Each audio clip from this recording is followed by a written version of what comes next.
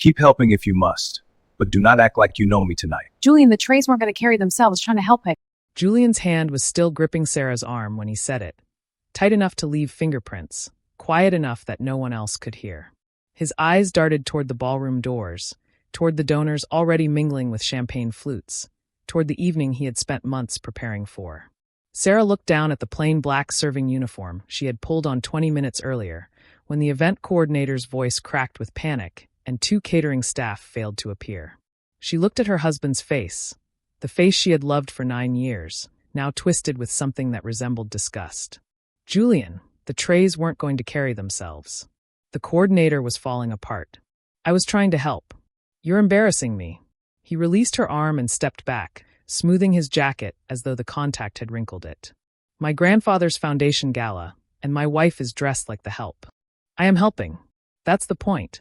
The point is that every trustee, every donor, every person who matters to my future is in that room. And you're holding a serving tray. Sarah felt the words land somewhere beneath her ribs, in the space where certainty used to live. She had known Julian was nervous about tonight. She had watched him rehearse conversations in the mirror, adjust his cufflinks a dozen times, obsess over seating arrangements and name placements. But this cold dismissal, this instruction to become invisible, was something new. Or perhaps it wasn't new. Perhaps she had simply refused to see it until now. What do you want me to do? She asked quietly. Stay in the back. Keep your head down. If anyone asks, you're with the catering company. He paused, something flickering behind his eyes that might have been guilt, quickly extinguished. I'll explain later. Just get through tonight without making this worse. He walked away before she could respond, his posture shifting instantly from tense husband to confident heir as he crossed the threshold into the glittering ballroom. Sarah stood alone in the service corridor, a tray of empty champagne glasses balanced in her hands, and felt the first fracture spread through something she had believed was solid. Hello, and welcome to her drama tales. Your place for stories that prove the people who hide you in your lowest moments rarely deserve access to your highest ones. If you believe that character is revealed not by applause but by how someone treats the person holding the tray, please hit that subscribe button and turn on notifications so you never miss a moment of the drama. The Montgomery Foundation had been built on service. Richard Montgomery, Julian's grandfather, started it 43 years ago with scholarship funds for students who couldn't afford trade school tuition. He expanded it into community grants, emergency housing assistance, job training programs for returning citizens. By the time he died 6 years ago, the foundation distributed nearly $2 million annually to causes that never made headlines but changed lives in ways that mattered. Richard believed that real leadership meant showing up where the work was hardest and the recognition was smallest. He used to say that anyone could give a speech, but only certain people would stay after the event to stack chairs and wash dishes. Those were the people he trusted. Those were the people he promoted. Julian had heard these stories his entire life. He had nodded along at family dinners, repeated the phrases in scholarship interviews, built an entire public identity around his grandfather's values. But somewhere along the way, the values had become performance rather than practice. Sarah recognized it gradually, the way Julian started caring more about being seen at charity events than about what the charity actually accomplished. The way he cultivated relationships with wealthy donors while forgetting the names of the program coordinators who did the daily work. The way he began treating polish as a substitute for substance. She had fallen in love with a different version of him. The Julian who volunteered at food banks on Saturday mornings without posting about it online. The Julian who drove 3 hours to attend a scholarship recipient's graduation ceremony because he believed showing up mattered more than sending a card. The Julian who once told her that his greatest fear was becoming the kind of person who confused visibility with value. That Julian had been fading for years. Tonight, she realized he might already be gone. The gala was the foundation's premier annual event. 300 guests, formal attire, a silent auction that typically raised 6 figures. More importantly, it was the evening when the board of trustees announced key leadership decisions. Julian had been positioning himself for months, networking with trustees, volunteering for committees, making sure his name appeared on every relevant document. He wanted what his grandfather had built. He just didn't want to build it the same way. Sarah had helped behind the scenes, as she always did. She coordinated vendor deliveries, reviewed seating charts, confirmed dietary restrictions, solved problems that arose without expecting credit or acknowledgement. She did this because the work needed doing and because she believed, perhaps naively, that Julian would eventually remember that partnership meant shared labor, not divided visibility. Tonight had shattered that belief. 2 servers had called in sick an hour before the event. The catering manager was overwhelmed. Trays sat unmoved in the kitchen while guests arrived expecting seamless service. Sarah had done what she always did, identified the gap and filled it. She hadn't expected gratitude. But she hadn't expected erasure either. Now, standing in the service corridor with her husband's words still echoing, she understood something she had been avoiding for longer than she wanted to admit. Julian wasn't embarrassed by the apron. He was embarrassed by her, by what she represented when she wasn't polished enough to reflect well on him. And that embarrassment would shape every decision he made tonight. She picked up a fresh tray of champagne and walked toward the ballroom. If he wanted her invisible, she would be invisible. But she would also be watching. The ballroom glittered with the particular extravagance of people trying to impress each other. Crystal chandeliers cast prismatic light across round tables draped in white linen. A string quartet played softly in the corner. Donors circulated in evening gowns and tailored suits, their laughter carefully calibrated to suggest wealth without vulgarity.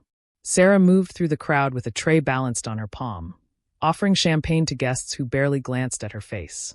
She had become what Julian requested. Part of the scenery, present but unremarkable, as invisible as any other member of the service staff. She spotted him near the main stage, surrounded by trustees and their spouses. He was animated, charming, deploying the smile she had once found irresistible and now recognized as strategic.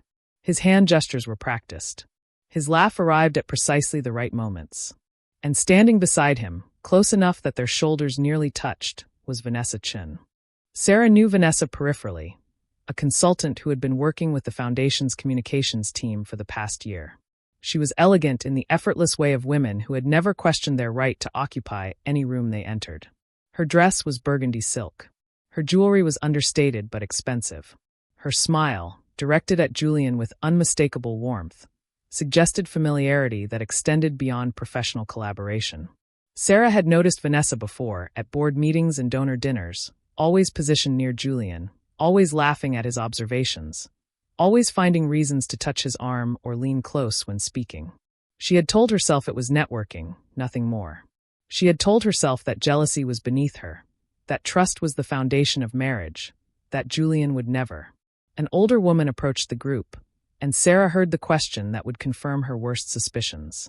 "Julian, where is your wife this evening? I was hoping to meet her." Sarah paused, champagne tray steady, close enough to hear but angled away as though focused on another cluster of guests. Julian's smile flickered almost imperceptibly. "Sarah couldn't make it tonight, unfortunately. Prior commitment. You know how it is. What a shame. Richard always spoke so highly of her. Said she reminded him of your grandmother. Steady, practical, the kind of woman who holds things together without needing applause." "That's Sarah." Julian's voice carried a note of dismissal disguised as affection. "Always working behind the scenes." Vanessa leaned slightly closer. "I'm sure she's wonderful. Julian has told me so much about her." The older woman nodded politely, then drifted toward another conversation. Julian's posture relaxed. Vanessa smiled at him with something that looked like victory. Sarah kept walking. Her husband had just told a room full of his grandfather's colleagues that she wasn't present. He had erased her while she stood 20 feet away, carrying drinks to keep his event running smoothly. He had allowed another woman to stand in the space that should have been hers, and he had done it without hesitation. The tray trembled slightly in her hands. She steadied it through force of will. She would not break down. She would not cause a scene. She would get through this evening, and then she would decide what kind of woman she intended to be on the other side of it. But the fracture in her chest had become a fault line, and she could feel the earthquake building. The humiliation escalated gradually, the way such things often do. Vanessa began issuing small directives, requests phrased as observations, complaints disguised as helpful suggestions. She stopped Sarah near the hors d'oeuvres table with a delicate frown. "These glasses have water spots. Someone should address that before the trustees notice." Sarah looked at the glasses. They were immaculate, but she nodded politely and moved on, unwilling to create the confrontation Vanessa seemed to be inviting. 10 minutes later, near the silent auction displays. The wine is too warm. Whoever is managing the bar should know better. Again, Sarah absorbed the criticism without response. The wine was appropriately chilled. But arguing would accomplish nothing except drawing attention she didn't want. The third interaction was different. Vanessa approached with a small group of donors in tow, her voice carrying the particular volume of someone performing for an audience. "Excuse me. There's been a spill near table 7. Could you handle it immediately? We have very important guests arriving, and this kind of carelessness reflects poorly on the entire event." Sarah turned to face her. "I'll take care of it. See that you do." Promptly. Vanessa's smile was immaculate, her tone laced with the casual condescension reserved for people she considered beneath notice. "Honestly, the service tonight has been inconsistent at best. I don't know where they found this staff." One of the donors laughed uncomfortably. Another glanced at Sarah with something resembling sympathy. And then Julian appeared. He had witnessed the exchange. Sarah could tell by the slight tension in his shoulders, the way his eyes moved between his wife and Vanessa with calculating speed. He had a choice to make: defend Sarah and risk awkwardness, or support Vanessa and preserve his carefully constructed evening. He chose preservation. "Let's not make a scene," he said smoothly, his hand touching Vanessa's elbow with familiar ease. "I'm sure it will be handled. These things happen at large events." He didn't look at Sarah. He didn't acknowledge her presence at all. He simply steered the group away, leaving her standing alone with a cloth napkin and the knowledge that her husband had just chosen his image over her dignity. She walked to table 7. There was no spill. On her way back to the service corridor, she passed Mrs. Jonas, one of the foundation's longest-serving trustees, a woman who had known Richard Montgomery for 30 years and attended every gala since the foundation's inception. Mrs. Jonas was watching the room with the quiet attentiveness of someone who had learned that observation revealed more than conversation. Their eyes met briefly. Mrs. Jonas nodded once, almost imperceptibly, then returned her attention to the crowd. Sarah didn't know what the nod meant. She was too exhausted to interpret gestures. She only knew that the evening had become something she needed to survive rather than something she had volunteered to support. She returned to the kitchen, set down her tray, and pressed her palms flat against the stainless steel counter until her breathing steadied. 2 more hours. She could endure 2 more hours. The problems multiplied as the evening progressed. A scheduling conflict meant the keynote speaker arrived 30 minutes early, before the audio equipment had been fully tested. Sarah intercepted him in the lobby, offered coffee and conversation, and coordinated with the technical team to accelerate their setup without disrupting the cocktail reception. An elderly donor stumbled near the coat check, her ankle turning on the polished floor. Sarah reached her before anyone else, steadied her gently, found a chair, and summoned the on-site medical volunteer, while keeping the woman's embarrassment to a minimum. A catering crisis erupted when the main course delivery arrived incomplete, 40 portions short of the confirmed head count. Sarah negotiated with the kitchen manager, reorganized the plating strategy, and ensured every guest received their meal without anyone noticing the shortage. She solved problems no one assigned her. She anticipated needs no one articulated.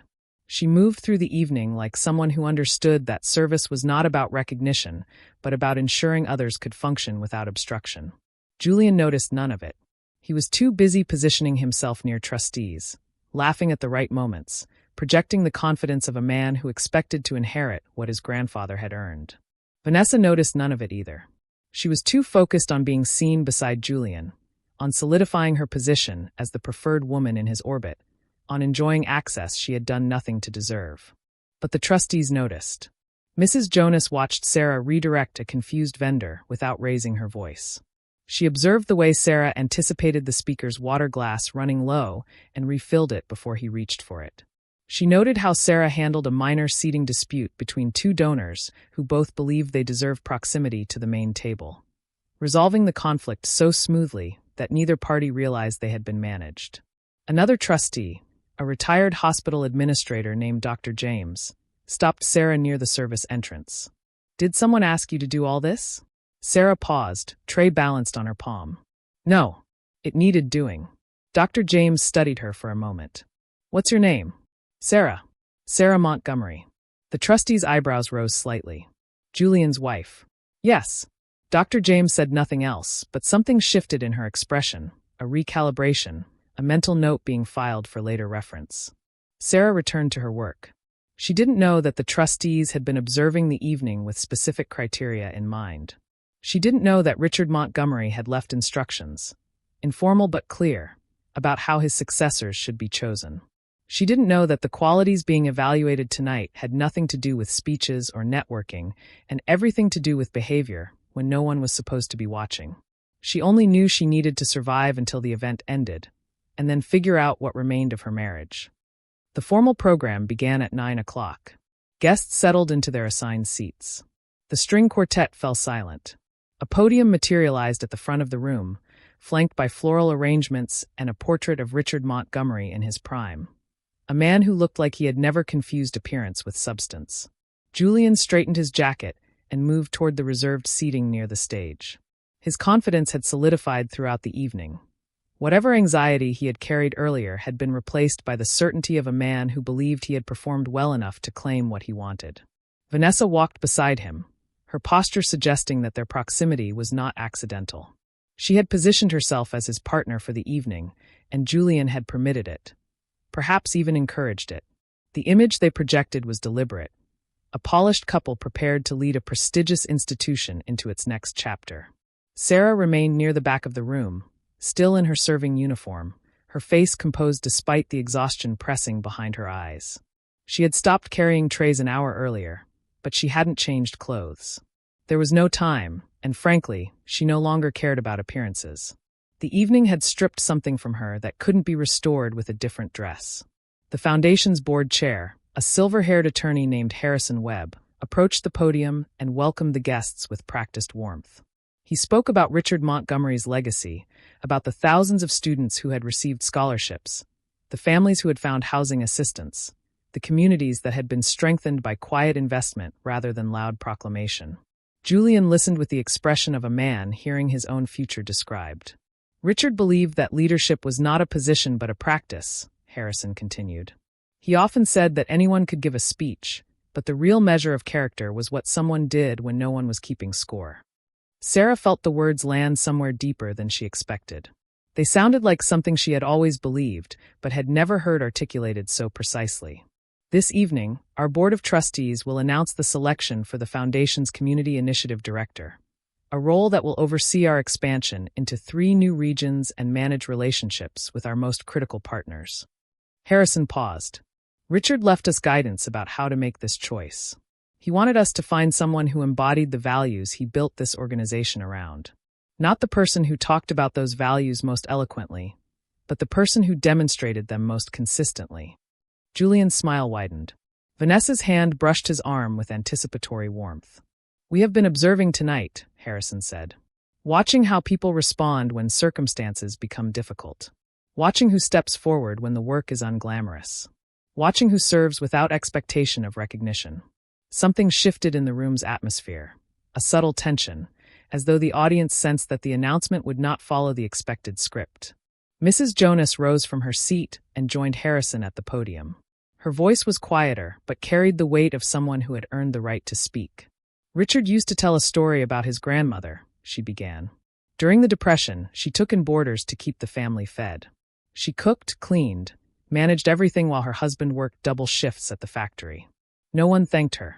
No one celebrated her. But the family survived because she did what needed doing without waiting for applause." She paused, her eyes scanning the room. Richard believed that kind of character, quiet, practical, relentless in service, was the foundation of real leadership. He believed it because he saw it. He lived alongside it. And he wanted this organization led by people who understood that serving others is not a stepping stone to power, but the entire point of power. Harrison nodded and stepped forward again. "Tonight, we witnessed someone embody those values in ways that many people in this room didn't notice. Someone who solved problems before they became crises. Someone who treated every person in this building, guest, staff, vendor, with the same respect. Someone who wore a service uniform because the work needed doing, not because she wanted recognition." Julian's smile faltered. "The Foundation's Community Initiative Director," Harrison announced, "will be Sarah Montgomery." The silence lasted 3 seconds. Then the whispers began, confused, curious, spreading through the room like ripples across still water. Sarah stood frozen near the back wall, her serving uniform suddenly the most conspicuous garment in the ballroom. She had expected the evening to end with her slipping out a side door, changing in her car, driving home to decide whether her marriage could survive what she had witnessed. She had not expected this. "Sarah," Harrison's voice carried warmth. "Would you join us?" She walked forward. Each step felt deliberate, weighted, as though she were moving through something thicker than air. The crowd parted. Eyes followed her, some confused, some surprised, some beginning to connect dots they hadn't noticed earlier. She passed Julian's table. He was staring at her with an expression she couldn't immediately identify. Shock, certainly, but something else beneath it. Anger? Fear? The dawning recognition that his careful performance had somehow failed? Vanessa sat beside him, her polished composure cracking at the edges. Sarah reached the podium. Mrs. Jonas extended a hand, guiding her to stand beside the portrait of Richard Montgomery. "For those who don't know," Mrs. Jonas said, her voice carrying clearly through the room, "Sarah has been involved with this foundation since she married Julian 9 years ago. She has organized events, coordinated volunteers, reviewed grant applications, and solved countless problems that never appeared on any agenda. Tonight, when our catering staff was shorthanded, she put on a uniform and served guests rather than let the evening fail." The whispers intensified. People were beginning to understand. "Meanwhile," Mrs. Jonas continued, "some people in this room were more concerned with being seen than with serving. Some people allowed their spouse to be treated as invisible while they positioned themselves for recognition." Her gaze moved to Julian with unmistakable clarity. Richard would have noticed the difference. "We noticed the difference." The room went silent again, the particular silence of a crowd witnessing something they would remember. Harrison stepped forward. "Sarah, would you like to say a few words?" She looked out at the faces before her, donors, trustees, family friends, strangers. She looked at Julian, who could not meet her eyes. She looked at Vanessa, whose expression had shifted from confidence to calculation. "I didn't help tonight because I wanted recognition," Sarah said quietly. "I helped because the event was struggling, and I knew how to fix it. That's what service is. You see what's needed, and you do it. Not for applause. Not for position. Because it matters." She paused, gathering herself. Richard Montgomery understood that. He built this foundation on that understanding. He believed that how you treat people when no one is watching reveals more than any speech or presentation. Her voice strengthened slightly. "Tonight, some people watched, and what they saw was enough to make this decision." She turned to Mrs. Jonas. "I'm honored by your confidence. I'll do everything I can to deserve it." The applause began slowly, then built, genuine, not merely polite. People were standing. Cameras flashed. The evening had taken a turn no one anticipated, least of all the woman standing at the podium in a server's uniform, accepting a leadership role she had never sought. Julian remained seated. He did not applaud. He did not stand. He simply stared at his wife as though seeing her for the first time, and realizing, far too late, what he had failed to see all along. The gala continued after the announcement, but the atmosphere had irreversibly shifted. Trustees approached Sarah with congratulations and questions about her vision for the initiative. Donors who had ignored her earlier now sought introductions, their previous blindness replaced by sudden interest. The woman in the serving uniform had become the most significant figure in the room, and the contrast between her appearance and her new authority made the story irresistible. Julian watched from a distance, his carefully constructed evening disintegrating around him. The trustees no longer gravitated toward his table. Colleagues who had sought his attention earlier now avoided eye contact, sensing that something had shifted in ways that made association risky. Even Vanessa had begun creating distance, her survival instincts recognizing that proximity to Julian was no longer advantageous. He had spent months positioning himself for tonight. He had cultivated relationships, delivered presentations, attended every committee meeting and donor lunch. He had performed the role of worthy successor with precision and dedication. And none of it mattered, because while he had been performing, his wife had been serving. And the people with actual authority had noticed the difference. An older trustee, a man who had worked with Richard Montgomery for 2 decades, stopped beside Julian's chair. "Your grandfather used to say that the hardest thing about leadership isn't making decisions. It's seeing clearly." The trustee's voice carried no judgment, only observation. "He worried about you, Julian. He loved you, but he worried." "Worried about what?" "That you were learning the wrong lessons. That you were confusing visibility with value." The trustee paused. Tonight confirmed what he feared. I'm sorry. He walked away, leaving Julian alone with the wreckage of his ambitions. Vanessa had disappeared entirely. Perhaps to the restroom, perhaps to her car, perhaps simply dissolving back into the crowd she had emerged from. Her absence felt appropriate. She had been drawn to Julian's potential, not his character, and potential had just been publicly transferred to someone else. The evening wound down. Guests departed with handshakes and promises. The silent auction closed with record proceeds.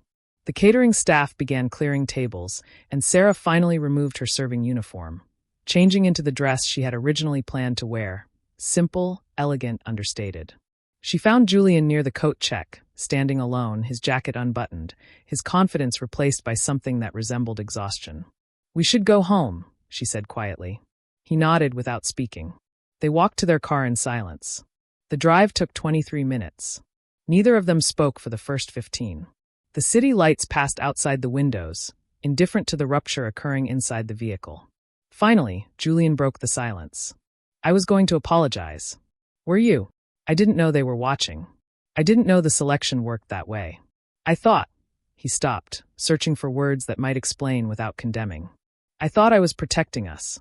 Protecting my chances. By pretending I didn't exist? By managing the optics. The trustees are traditional. They have expectations about how candidates present themselves. I thought if you were seen serving drinks, they might. They might what? Judge me? Question my suitability.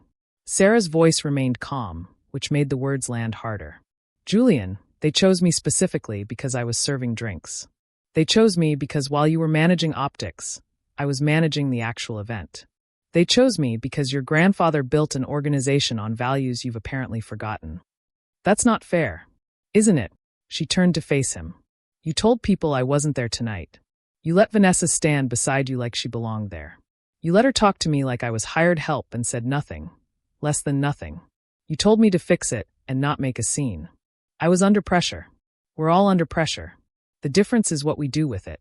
Sarah paused, gathering something that felt like the last reserves of her patience. I could have stayed home tonight. I could have worn a beautiful dress and stood beside you and smiled for photographs. Instead, I saw a problem and solved it because that's who I am. And instead of being grateful, instead of being proud, you were ashamed. Julian was quiet for a long moment. I made a mistake. You made a choice. Several choices, actually. Each one showed me exactly where I stand in your priorities. Sarah looked out the window. I don't know what happens next.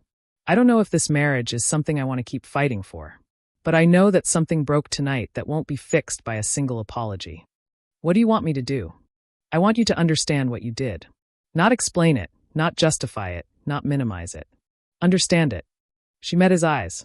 You were ashamed of me while I held your family's event together. You erased me in front of people who mattered to you because my appearance was inconvenient. That's not a mistake, Julian. That's a revelation. He pulled into their driveway and turned off the engine. The house sat dark before them. The house they had chosen together, decorated together, imagined filling with children and memories. I don't know how to fix this, he admitted. Neither do I. Sarah opened her door.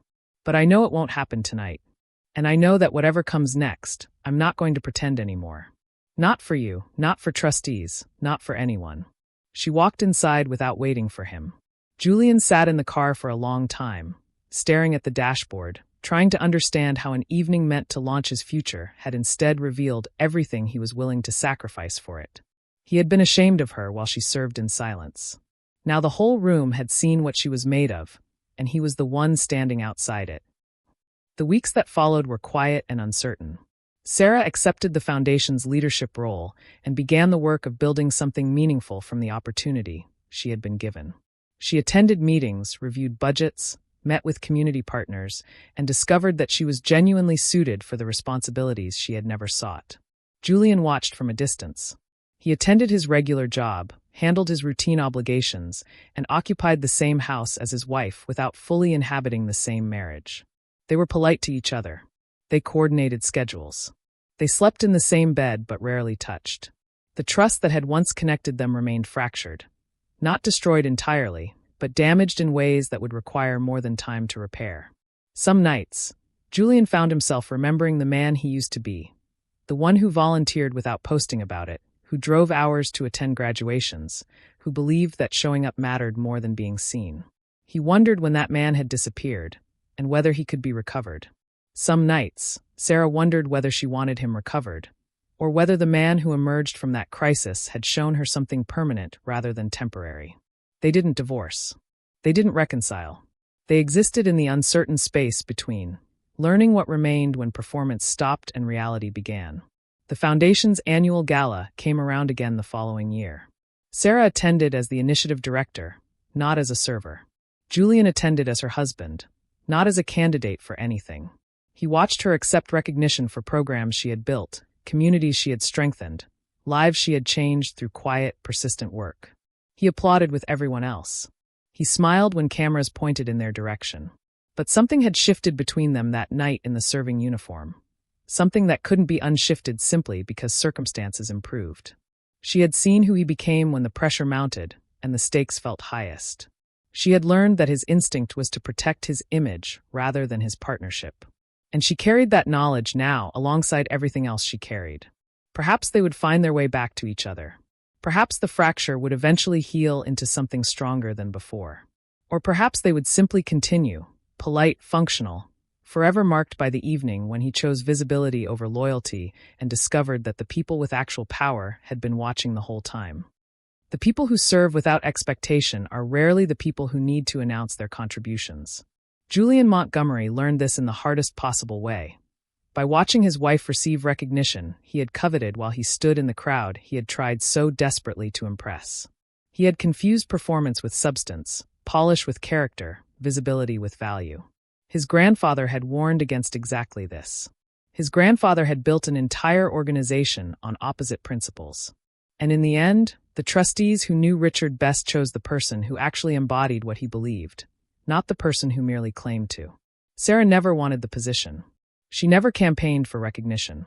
She simply saw what needed doing and did it, without waiting for permission or applause.